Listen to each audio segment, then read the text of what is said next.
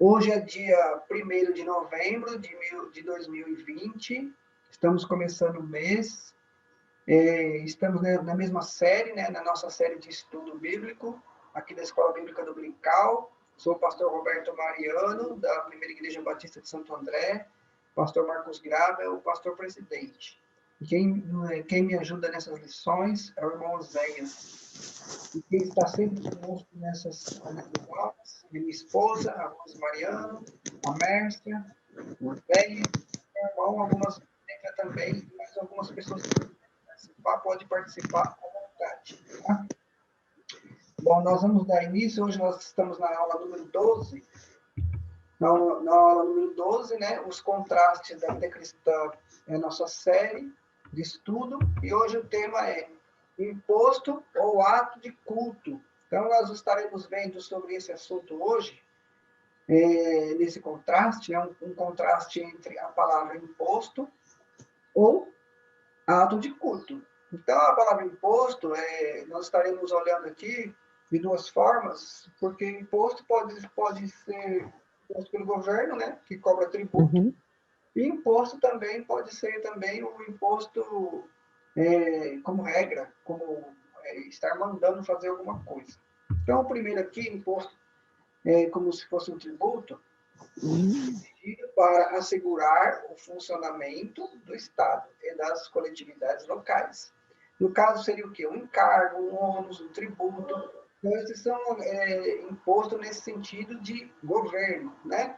Ou de alguma coisa parecida com alguém que cobra alguma forma de tributo. Então, estabelecido como obrigação fiel ao dever imposto. Se a pessoa ela não paga o imposto, é claro que vai causar um grande prejuízo para ele, né? Outra forma de imposto, no caso aqui, é impor.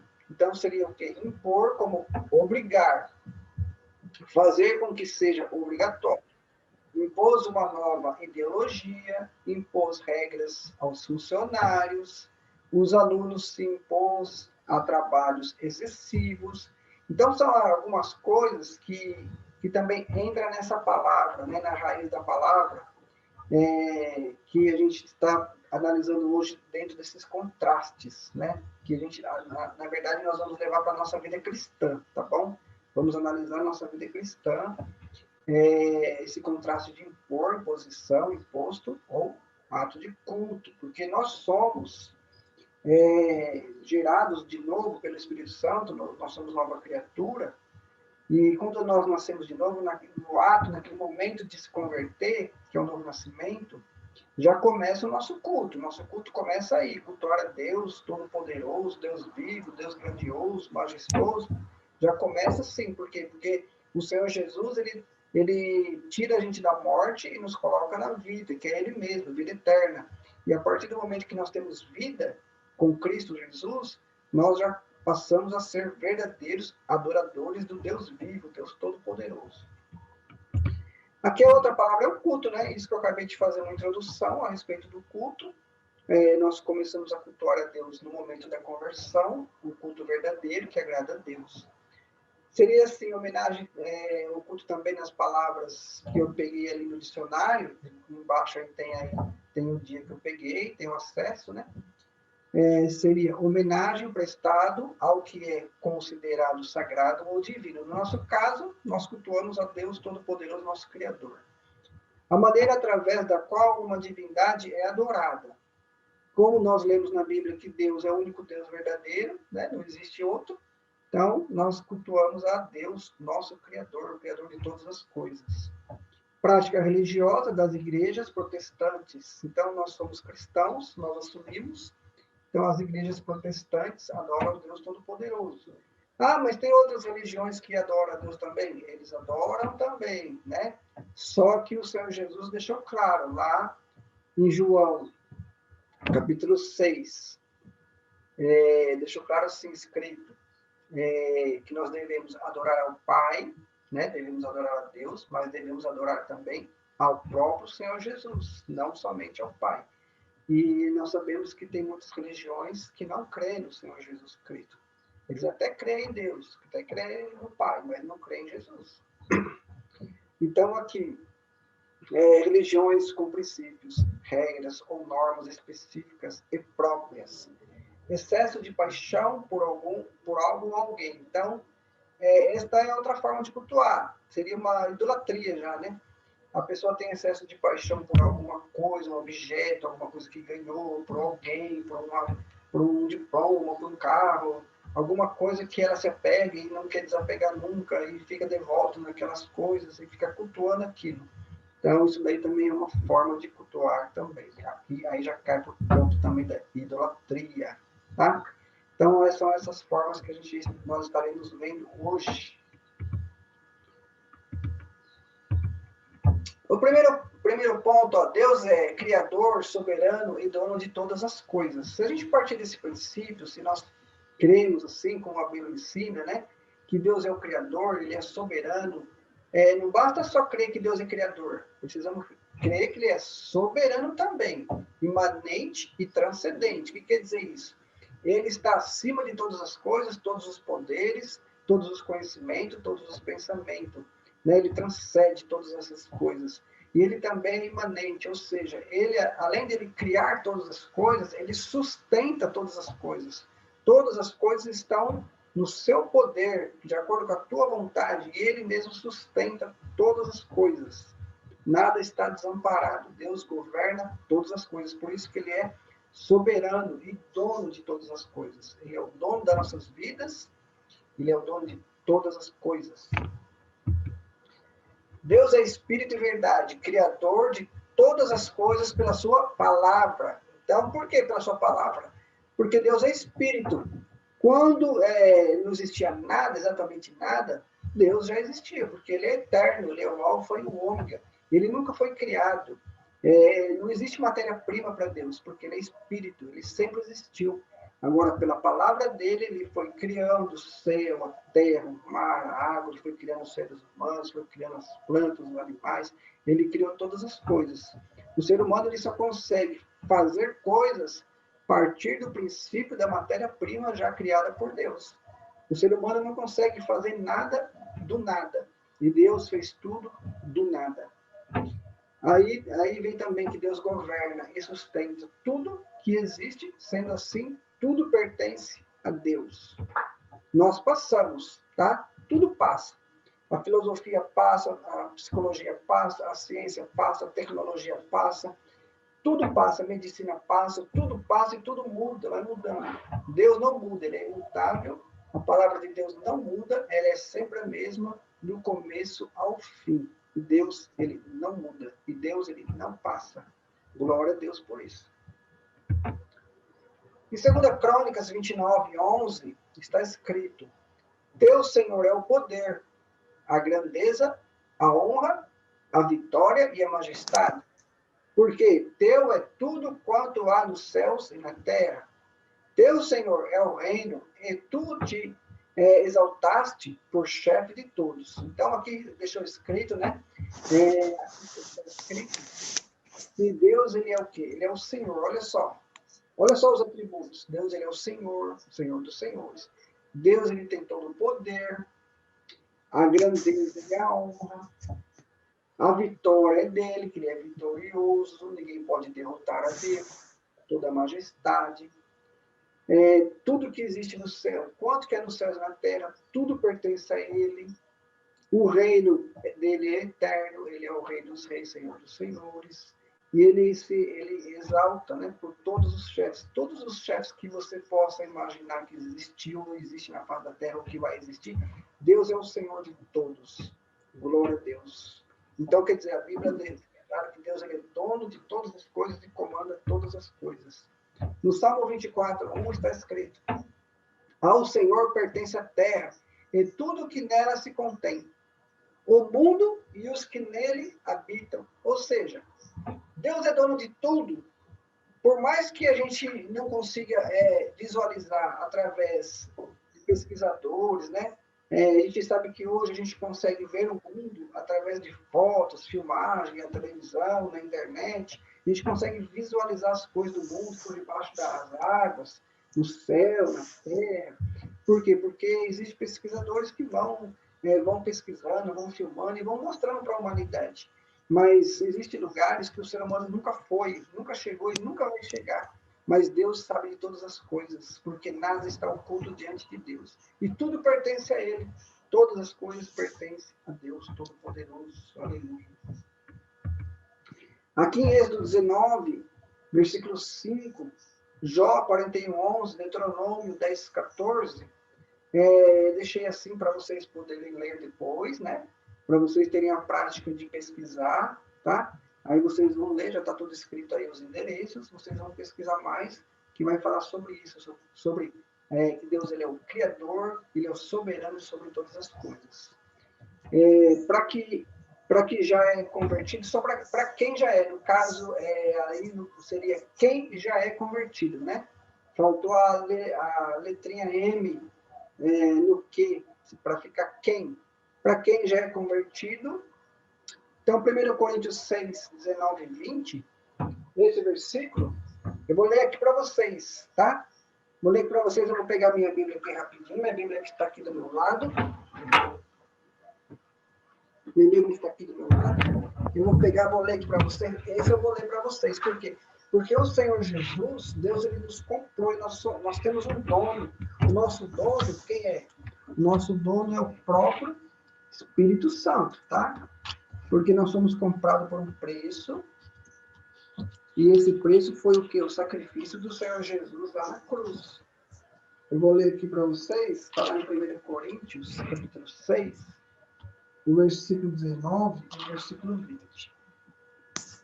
Está escrito assim, ó, acaso não sabeis que o vosso corpo é santuário do Espírito Santo que está em vós, o qual tendes da parte de Deus, e que não sois de vós mesmos? Então, esse texto é para quem já é convertido, não podemos confundir. Porque às vezes a pessoa lê a Bíblia e a pessoa ainda não é cristão, não se converteu, não nasceu de novo. E ela lê assim, ela pensa, tá vendo, eu já sou templo do Espírito Santo, eu já fui comprado. E não é assim. Essa palavra é para quem já se converteu, tá? Olha o versículo 20. Porque fostes comprado por preço. Fostes comprado por preço. Agora, pois, glorificar a Deus no vosso corpo. Ou seja, o que está dizendo aqui essa palavra? Que nós não somos donos de nós mesmos. Eu não sou mais dono de mim mesmo. Eu entreguei a minha vida para Jesus, para o Senhor Jesus Cristo. Então, ele passou a ser o meu dono. Eu pertenço a ele, ao reino dele, ao senhorio dele. Fui comprado pelo sangue de Jesus Cristo, pelo sacrifício de Jesus na cruz, do Calvário, a qual o Senhor Jesus ressuscitou no terceiro dia. Então, hoje eu sou templo do Espírito Santo, e ele habita em mim, e ele comanda meus pensamentos, a minha vida, tudo na palavra de Deus. Então, assim é com você também. Glória a Deus. 1 Timóteo 6,7 vai falar também nas mesmas palavras que nós temos agora um dono, nós somos agora servos do Senhor, o Senhor Jesus Cristo. Agora sabemos que Deus é dono de todas as coisas, né? Inclusive de tudo que somos e de tudo que temos. Isso inclui nossas finanças. Olha só para onde que vai entrar a conversa agora, tá bom? Então, tudo que você tem, tudo que você é, nós nascemos sem nada. Então, nossos pais começaram a cuidar da gente, alimentar, dar banho, dar um lar, dar comida, dar remédio, e nós fomos crescendo. Nós fomos crescendo, a gente vai ficando adulto, e nós vamos conquistando nossas coisas. A gente começa a estudar, depois a gente começa a trabalhar, a gente começa a ter as nossas próprias conquistas, tá? Então, quando a gente entrega a nossa vida para o Senhor Jesus Cristo, a gente entende que a nossa vida agora pertence a Deus. Nossa vida não pertence mais a nós. Nós somos agora discípulos do Senhor Jesus Cristo. Então, tudo é tudo, inclusive as finanças, tudo é dele, tá? Aqui, continuando, ponto 2. Cultivar é cultuar a Deus com tudo que somos e temos. Então, eu preciso aprender isso. Cultuar a Deus com tudo que eu sou, com tudo que eu tenho. Nada é meu, eu sou apenas mordomo de Deus, tá? Eu cuido das coisas de Deus. Eu tenho que cuidar do meu corpo, da minha alma, do meu espírito, dos bens que Deus me dá. Eu tenho que cuidar de tudo, porque tudo pertence a Ele. Glória a Deus. Você já pensou no privilégio que tem quando presta culto culto ao Deus vivo e verdadeiro, olha que privilégio. A palavra privilégio é muito importante. Por quê? Porque é um grande privilégio mesmo, né, irmãos? A gente sabe que realmente só a graça nos basta, Deus nos chamou na graça, na misericórdia, no reino dele, sem que a gente mereça, nós não merecemos nada. E Deus, ele é um grande privilégio nós sermos adoradores do Deus vivo e todo-poderoso. Há tantas pessoas que adoram divindades, pagãs, imagem de escultura, a própria natureza e até o homem, por causa da ignorância em que vive. Mas os que já aceitaram a Jesus como Senhor e Salvador passam a ser verdadeiros adoradores de Deus. Que é quando o Senhor Jesus estava lá com a mulher samaritana, e ele explicou para ela, os verdadeiros, ele explicou assim, ó, Deus é espírito e verdade. Os verdadeiros adoradores do Pai o adorarão em espírito e em verdade. Espírito e verdade. Então, Deus adora os verdadeiros adoradores, tá? Tem alguém aí com o microfone ligado e está saindo um somzinho aqui. Então, Deus procura os verdadeiros adoradores, tá bom? Então, é assim. Que nós somos verdadeiros adoradores. Glória a Deus. E quem fez isso por nós? O Senhor Jesus. Quem fez isso por nós? O Espírito Santo que atua em nós e nos dirige na palavra, para a gente ser o quê? Verdadeiros adoradores de Deus. Além do louvor que lhe é devido, porque nós temos um louvor no nosso coração, uma adoração, né? Que emana assim em direção ao nosso Senhor Jesus, além do louvor que lhe é devido, das ações de graça e das orações prestadas. Então, nós temos ações de graça, nós temos agradecimentos, nós temos louvores, nós temos as nossas orações que a gente entrega para Deus, as nossas orações, nossas petições, nossos agradecimentos.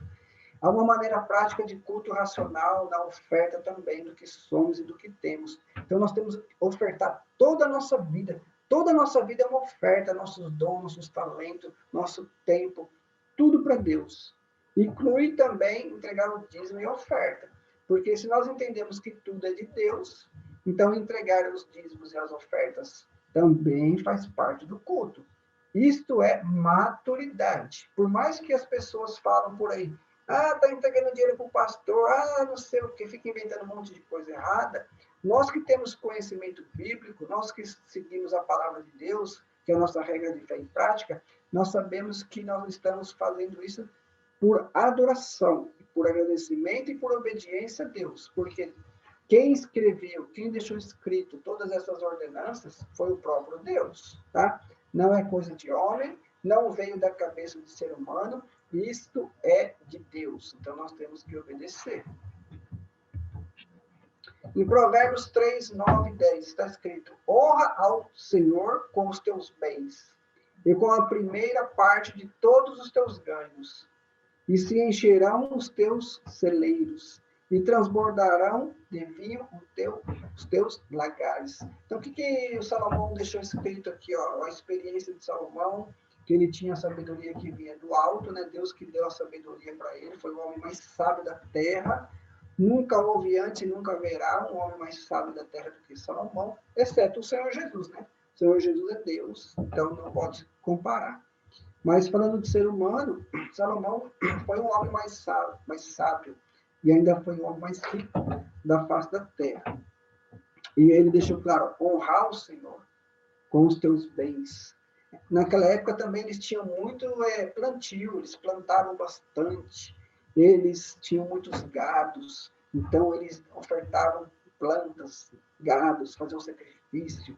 E tinha também a forma da área financeira, naquele momento que era diferente do nosso, e que eles também ofertavam para a construção do templo, das casas, da cidade em qual eles iam conquistando. Tudo tinha o que? O recurso financeiro, tá? Então, quem era obediente, né? E isso também até hoje, nós sabemos que Deus ele se agrada das nossas obediências, não só na área financeira, mas em tudo. Nós temos que obedecer a Deus em tudo na nossa vida. E aqui não está falando, a Bíblia não fala que nós ficaremos ricaços, prósperos, se nós formos obedientes no dízimo da oferta. A Bíblia fala que nós não mendigaremos o pão, né? Aquele que é servo de Deus, aquele que é justificado, justo, não mendigará o pão. Ou seja, nós temos as condições que Deus nos dá, e se a pessoa passar por alguma luta, alguma necessidade, o irmão, uma irmã, né? Como nós temos na nossa igreja lá, ação social, em que que é para ajudar as pessoas mais necessitadas, por mais que a pessoa passe por luta na igreja, e a pessoa passa por um desemprego, uma enfermidade, a pessoa acaba sendo amparada pela igreja, porque a igreja acolhe, a igreja cuida. Então, Deus não desampara os teus servos, Deus está cuidando, Deus está abençoando. Glória a Deus. Então, nós sabemos que a gente pode estar bem hoje e amanhã não. De repente, nós estamos passando por uma luta, um desemprego, uma enfermidade, problema financeiro, mas graças a Deus que Deus já deixou preparado com dons espirituais os servos dele para poder acudir aqueles que estão passando por lutas e necessidades. E a nossa igreja é uma prova disso. Glória a Deus.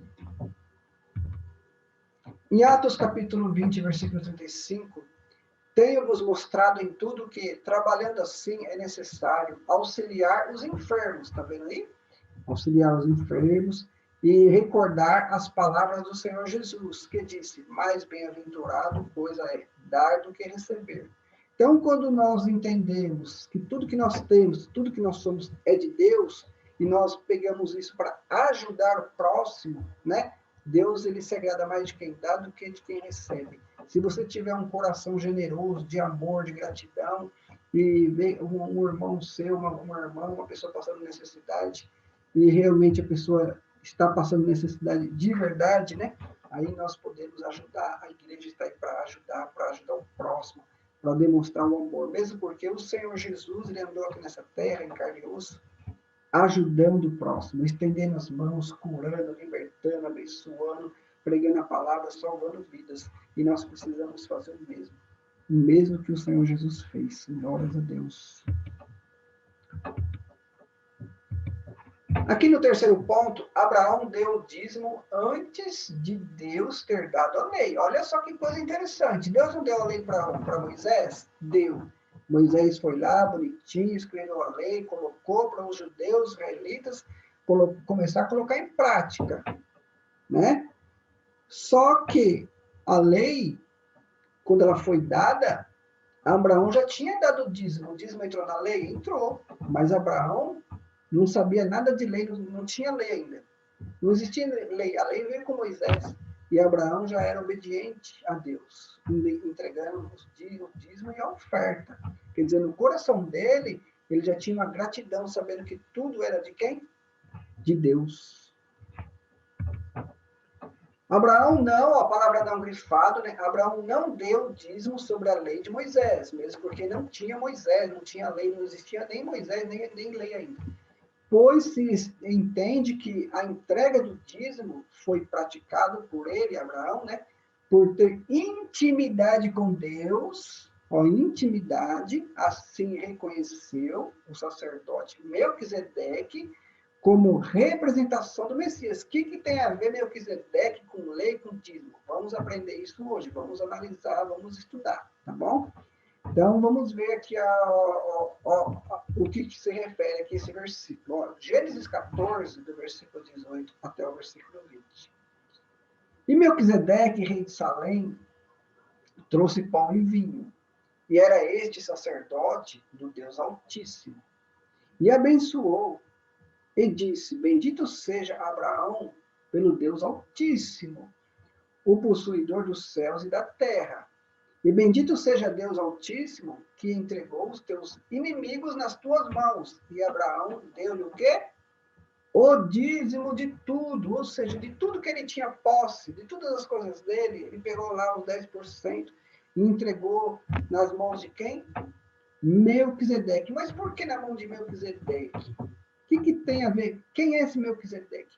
A Bíblia nos ensina que Melquisedeque é um tipo de Cristo. Quando fala assim, um tipo, não quer dizer que ele é o Cristo. Ou seja, ele estava representando o sacerdócio de Jesus Cristo e o reinado de Jesus. Ali era uma representação do que viria no Novo Testamento.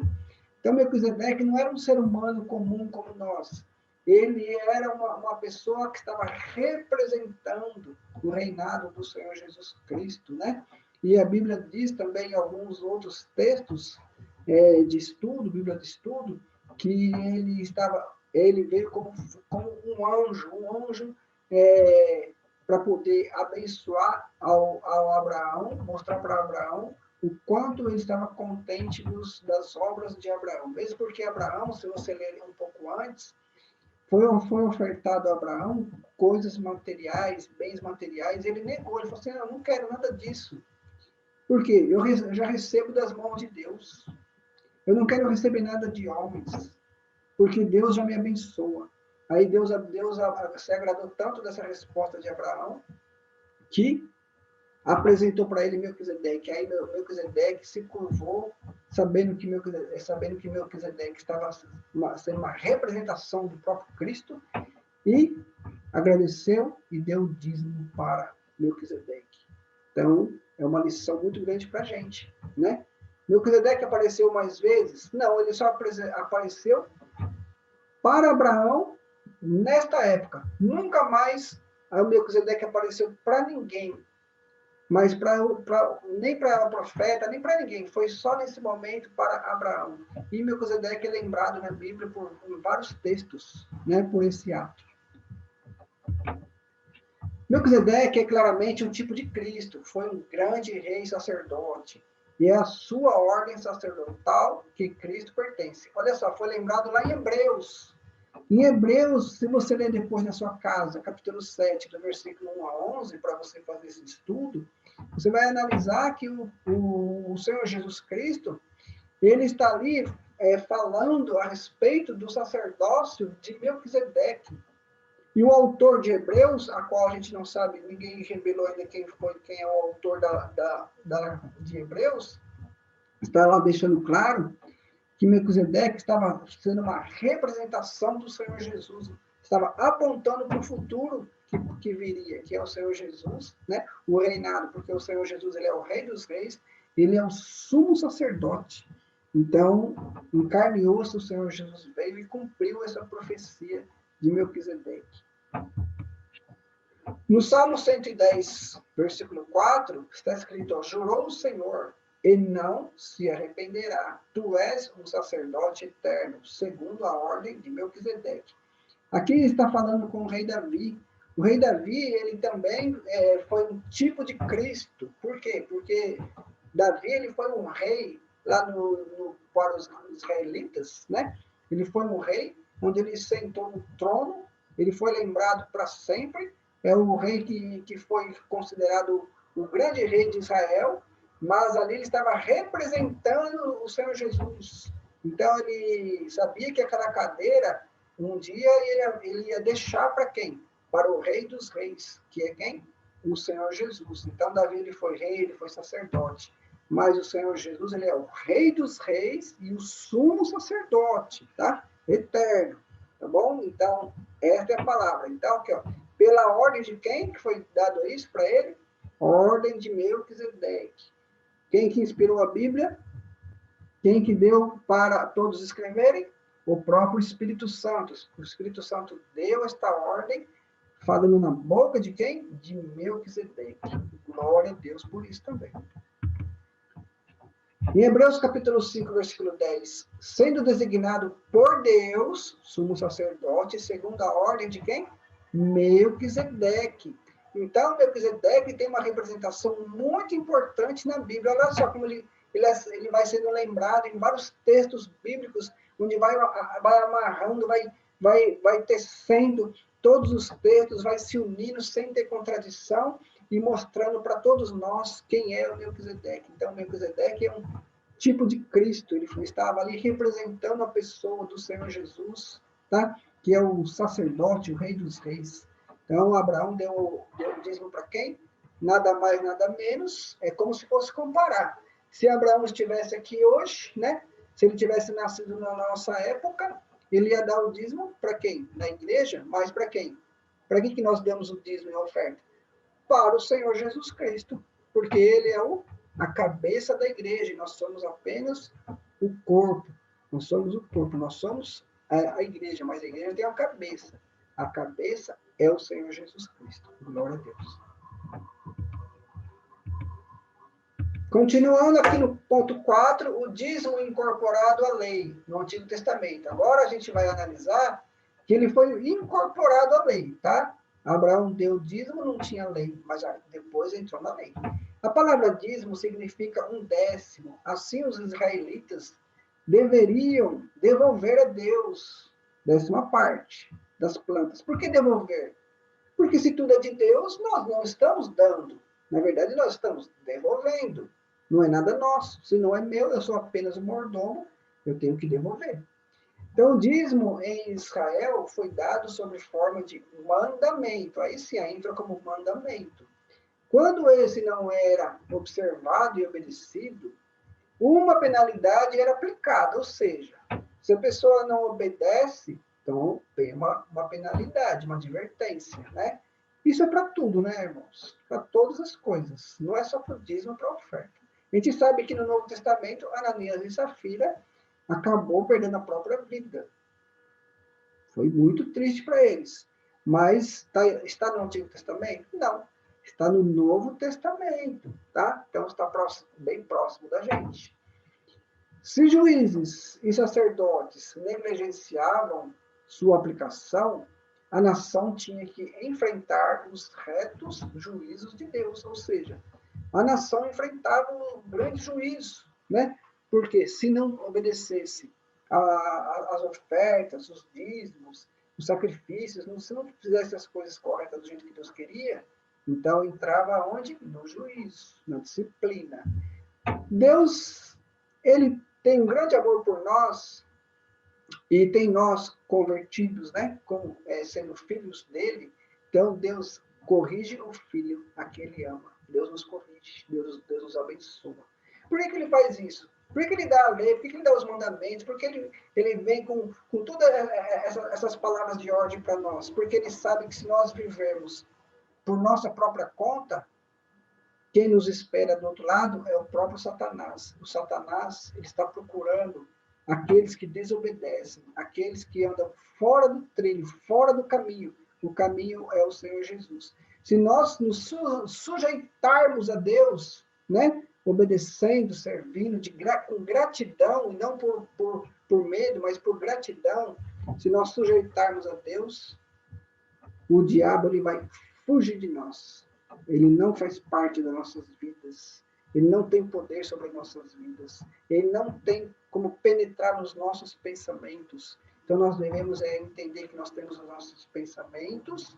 Nossos pensamentos, eles precisam ser dirigidos pela palavra de Deus, né? E assim nós vamos agradando a Deus, e Deus vai dando o quê? Livramentos, vai abençoando, vai cuidando das nossas vidas. Por sermos o quê? Obediente. Ah, mas tem muita gente que é obediente, mesmo 100% obediente, está obedecendo mesmo e ainda sofre. O Senhor Jesus, ele foi obediente até a morte, e morte de cruz. Ele não sofreu? Ele sofreu. O apóstolo Paulo e os apóstolos não foram obedientes? Morreram também de uma forma terrível. Sofreram? Sofreram. Mas a nossa salvação já está garantida, irmãos. Nós vamos sofrer, nós vamos passar por luta, igualzinho todo mundo passa. Mas nós temos salvação em Cristo Jesus. Nós temos o milagre do sangue de Jesus lavando e purificando nossos pecados. Nós temos, sabe o que também? O nosso nome escrito no livro da vida. Nós temos agora livre acesso ao reino de Deus, a viver na graça, no poder de Deus. Nós temos agora o nosso Senhor Jesus que cuida da gente. Então, por mais que a gente passe por algum tipo de sofrimento nessa terra, alguma luta, fique em paz. A gente vai passar, todo mundo passa, nós temos paz no coração, nós temos esperança, nós temos alegria. E nós sabemos que de uma hora para outra, tudo isso pode mudar. O Senhor Jesus vem, faz milagre, muda tudo, abre porta de emprego, cura, restaura, faz as coisas acontecer, faz as coisas mudar de uma hora para outra, porque quem manda na nossa vida é o Senhor Jesus. Então fique em paz. mesmo que está passando por luta, não deixa de obedecer, continua obedecendo fielmente a Deus, continua fazendo a tua parte, tá bom? Levíticos 23, 27, de 30 a 32. Também todos, olha só, todos os dízimos da terra, quer dos cereais, quer do fruto das árvores, pertence a quem? Pertence ao Senhor, ao Deus Todo-Poderoso. Santas são ao Senhor. Se alguém quiser remir uma parte do seu dízimo, ou seja, esconder, né? Querer enganar a Deus, né?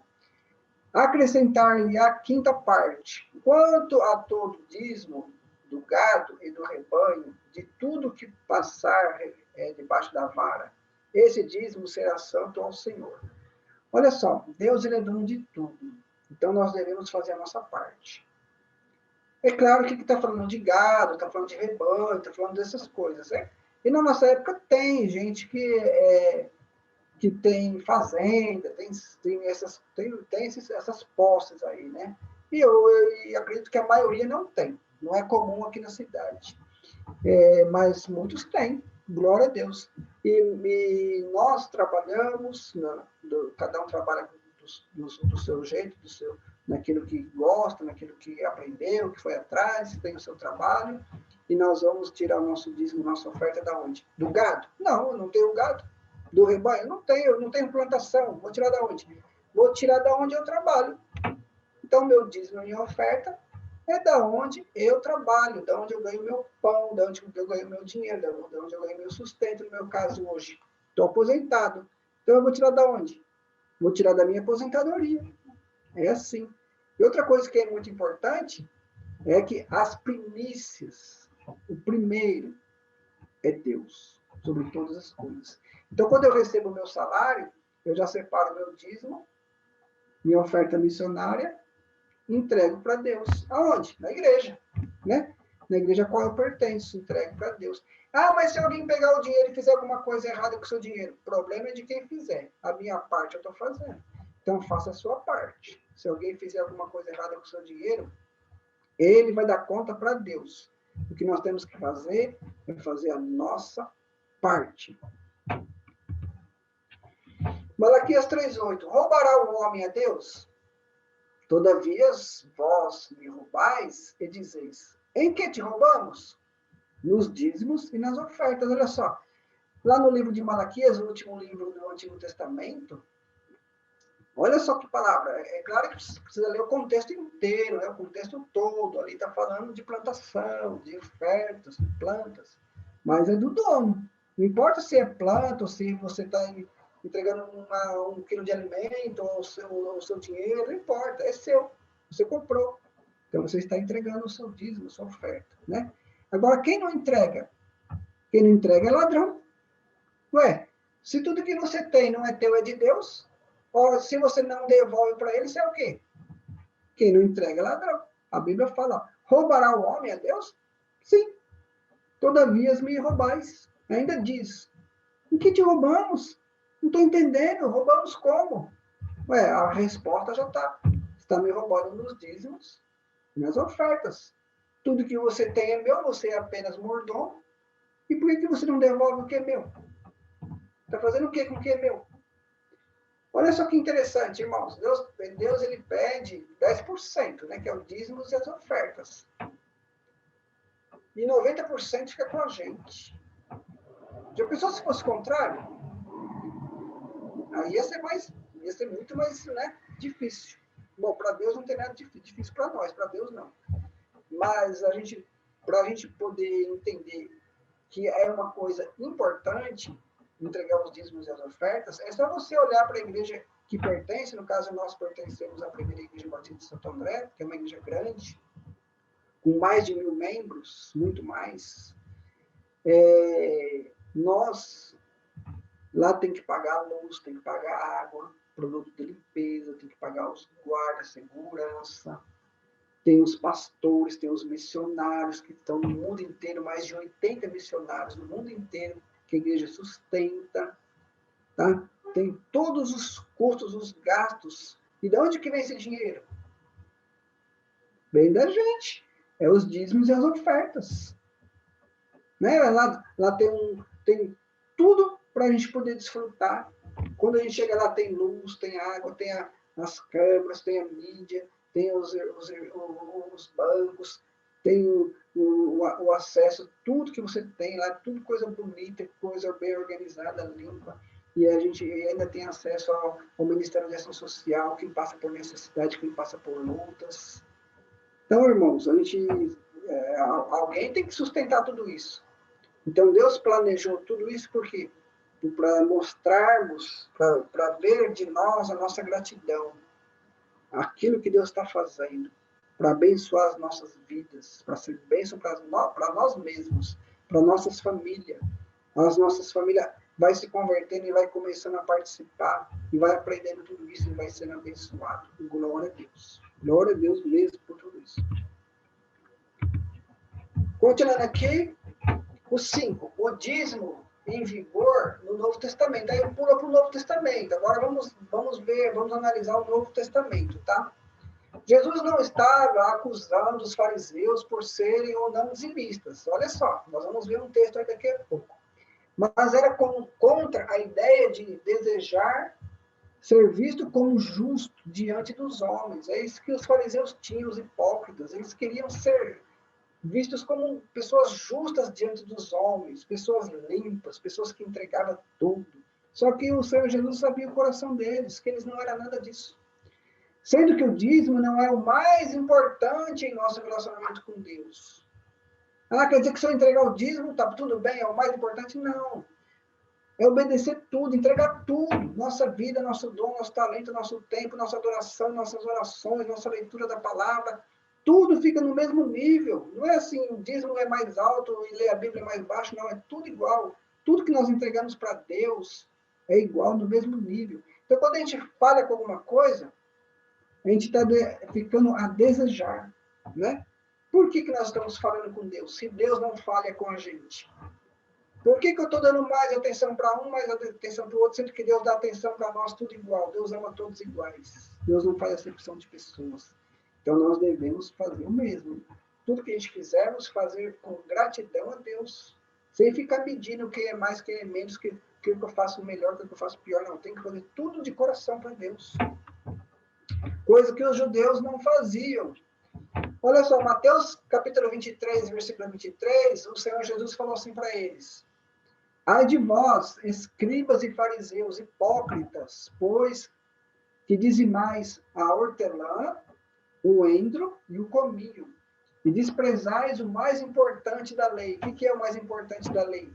O juízo, a misericórdia, a fé. Deveis, porém, fazer essas coisas e não omitir aquelas. Ou seja, eles se mostravam para os homens naquela máscara de fariseu, dizendo que era justo, eles eram justos, aplicavam o juízo, dizendo que eram misericordiosos, aquela máscara por fora, aquela fé, aquelas roupas, aquelas jeitos de falar, tudo aquelas ladainhas deles, dizendo que eram realmente servos do Deus Altíssimo, mas no coração deles estava longe de Deus, pois na hora de entregar corretamente, do jeito que Deus quer, o dízimo, no caso deles, era hortelã, o endro, o cominho, tudo aquilo que eles tinham de posse, eles não faziam corretamente. E queriam viver de máscara, ser vistos como pessoas santas, organizadas, adoradoras de Deus. Mas, irmãos, Deus conhece o nosso coração. Olha outra coisa importante aqui. O Senhor Jesus está falando aqui nesse versículo, e está no Novo Testamento, hein? Porque tem gente que fala assim, mas a palavra dízimo nem entra no Novo Testamento. Como não? Aqui está escrito assim, ó, pois que dizimais a hortelã. Dizimais é o quê? Dízimo. Dízimo no Novo Testamento, a palavra dízimo no Novo Testamento. Né? E quem que falou isso? O próprio Senhor Jesus Cristo. Mas ele está aplicando coisa do Antigo Testamento, ele está falando coisa do Antigo. Ele está falando do Antigo, mas ele está dando uma lição para nós que estamos no Novo. Ele está usando os judeus como exemplo para nós não sermos igual a eles, né? Que fica omitindo os dízimos das coisas que Deus coloca em nossas mãos. Então, nós devemos o quê? Obedecer a Deus. Em Tiago 4:8, Chegai-vos a Deus, e ele chegará a vós. Purificai as mãos, pecadores, e vós de duplo ânimo, limpai os corações. Então, nós não devemos ser igual aos judeus. Nós devemos chegar a Deus com o coração puro, justo, misericordioso, com fé, limpar as mãos, ou seja, não deixar as nossas mãos com coisa suja, mexer com dinheiro, com sujeira, não pagar imposto. Já pensou? Ah, eu tenho bastante dinheiro, mas não paga imposto, está roubando. Ah, eu tenho dinheiro guardado agora, está guardando mais dinheiro, mas faz gato na luz, faz gato na água, não paga o funcionário. Às vezes tem funcionário na empresa ou dentro da sua casa, você não paga o que é correto, aí fica sobrando dinheirinho para você no seu caixa, né? E é justo, é correto. Aí depois vai entregar o dízimo do dinheiro com as mãos sujas. Você acha que Deus se agrada disso? Claro que não. Deus se agrada o quê? Primeiro nós temos que purificar as mãos, ter as mãos limpas diante de Deus. Nosso dinheiro justo, honesto. E outra coisa também, limpar o coração, porque Deus sabe do nosso coração. Não adianta, não vamos esconder nada de Deus, tá? Para a gente não ser porque é muito fácil falar assim, eles eram hipócritas, eles eram fariseus, é muito fácil falar deles. Mas e nós? Como é que nós estamos? Como é que está o nosso coração? Como é que estão as nossas mãos? Para a gente poder entregar tudo para Deus de uma forma que agrada a Deus. Ele fala assim, eu estou me agradando de você, estou recebendo. Como Deus recebeu, né, das mãos de Abel. Deus se agradou das ofertas de Abel, dos dízimos de Abel, mas não se agradou de Caim. Caim até fez para agradar a Deus, mas ele fez de uma forma que não agradou a Deus, porque Deus conhece o coração. Tá? 2 Coríntios 9:7. Cada um contribua segundo propôs no seu coração, não com tristeza ou por necessidade, porque Deus ama quem dá com alegria. Ou seja, Deus nos dá, nos capacita, nos abençoa. Deus, o sol nasce para todos, irmãos. As escolas estão aí para todo mundo estudar. Tem escola que tem que pagar, tem escola que é de graça, né? Então, quem não pode pagar, vai na escola que é de graça. Mas pode estudar. Hoje em dia pode estudar online, pode estudar presencial, pode estudar particular, pode... Você tem várias maneiras de estudar, todos nós temos. O acesso para ter um bom emprego é estudar. Ah, mas tem gente que nunca estudou e ainda tem lojas, virou empresário, nunca estudou. Ah, então ele tem talento para isso, sem problema nenhum. Sendo honesto é que importa, né? Não importa como que você conquistou as coisas, mas se você conquistou com honestidade, com justiça, está agradando a Deus, amém, glória a Deus. Né? Glória a Deus da mesma forma. Por quê? Mesmo porque tem muita gente que tem muitos estudos, tem diplomas, faculdade, e está desempregado. Então, o que a gente pode fazer? Não é verdade? Agora, tudo que nós conquistamos, que nós temos que entregar para Deus aquilo que é dele, né? Com alegria. Então, contribua segundo o que Deus propôs no seu coração. Então, você vai orar a Deus, você vai perguntar para o Espírito Santo, e o Espírito Santo vai colocar aquela alegria no seu coração.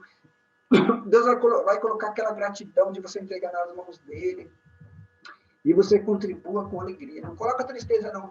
Tem gente que fala assim, e agora? Vou ter que entregar esse dízimo, essa oferta. Eu tenho que pagar essa conta, pagar aquela...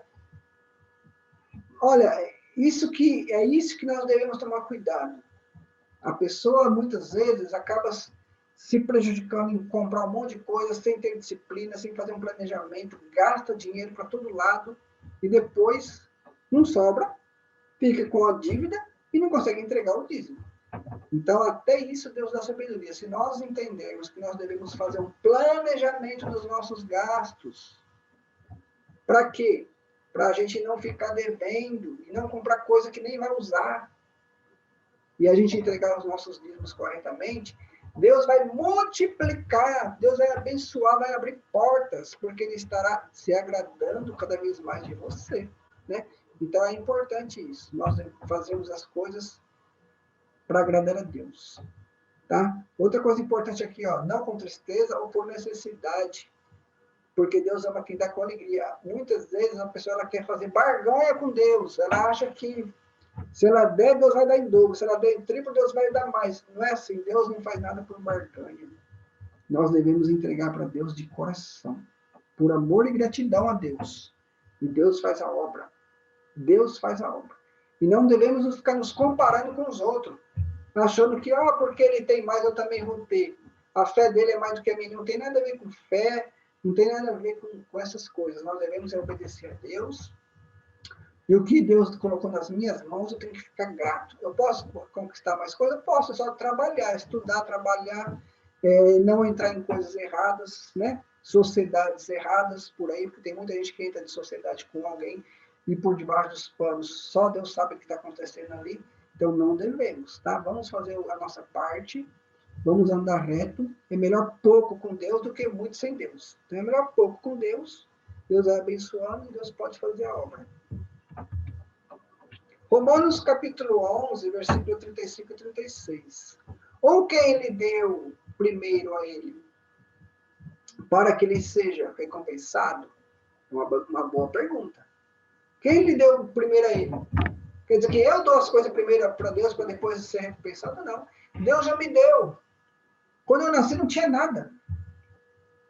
Quando Deus criou Adão e Eva, Deus não criou Adão e Eva primeiro e depois criou todas as coisas. Deus criou todas as coisas. Tudo estava criado. Aí depois colocou Adão e Eva lá. Ó. Adão e Eva já tinha plantas, animais, o sol, a lua, a água, estava tudo prontinho. Então nós não temos como dar nada para Deus sem que antes Deus já tivesse dado para a gente. Então nós temos que dar graças a Deus porque Ele já nos dá tudo. Olha o versículo 36. Porque dele, por ele e para ele são todas as coisas. Glórias, glória. Pois a ele eternamente. Amém. Então, tudo é para ele. Tudo por ele. São todas as coisas. Então, essa blusa que eu estou usando, é Deus que me deu esse óculos que eu estou usando, essa cadeira que eu estou sentando, esse notebook, tudo aqui é de Deus. Eu não tenho nada. Eu vou partir dessa terra, eu vou morrer. Sabe o que eu vou levar? Exatamente nada. Vai ficar tudo aqui. Nada, não vou levar nada. Meu corpo, sabe para onde vai meu corpo? Vai para o pó da terra, de onde vem? Do pó da terra. Sabe para onde vai meu espírito, minha alma, meu espírito? Vai para o reino de Deus, vai no céu, com o Senhor Jesus Cristo. Por quê? Porque eu recebi a Jesus. Jesus Cristo disse, eu sou o caminho, a verdade e a vida, e ninguém é meu Pai se não for por mim. Eu entreguei a minha vida para o Senhor Jesus. Então, Ele vai me levar para o céu, para a glória, o trono lá de Deus, para a gente poder cantar no coral, todo mundo junto. Nem isso eu posso fazer. Eu dependo de Jesus. Então, tudo é dele.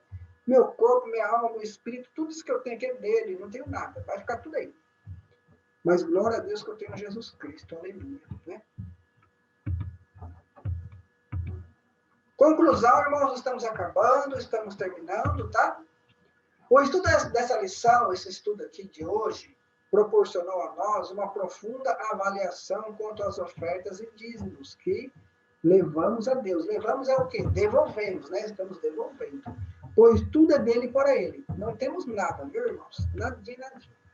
Mateus, capítulo 6, versículo 24. Ninguém pode servir a dois senhores, porque ou há de odiar um e amar o outro, ou se dedicará a um e desprezará o outro.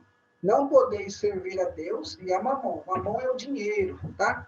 Então, o amor ao dinheiro é a raiz de todos os males. Se nós ficarmos lá agarrados no dinheiro, amando o dinheiro, vai criar inimizade, vai criar um monte de problema para a nossa vida. Então, nós devemos amar a Deus, adorar a Deus, e não o dinheiro. O dinheiro não é o meu Senhor. Não é o dinheiro que manda na minha vida. Quem manda na minha vida é Jesus Cristo. Se eu tiver sem dinheiro, e agora? Se eu ficar sem dinheiro, ficar desempregado, e agora o que vai acontecer? As pessoas vão me ver como uma pessoa dependente, vulnerável, as pessoas vão começar a me desprezar, vou perder as amizades. Ué, nada disso. Se você ficar sem dinheiro, se você ficar desempregado, você tem ao Senhor Jesus Cristo, você tem a sua família, você tem amigos, você não faz amigos? Você tem amigos. E outra, você tem oportunidades, porque Deus abre portas. Não se desespere, porque você ficou sem dinheiro. O que você não pode é ficar sem Jesus. Se ficar sem Jesus, aí é desespero mesmo, né? Agora, o dinheiro é uma coisa que vai e vem, vai e volta, vai e vem, vai e volta. Um dia você tem, outro dia você não tem, é normal.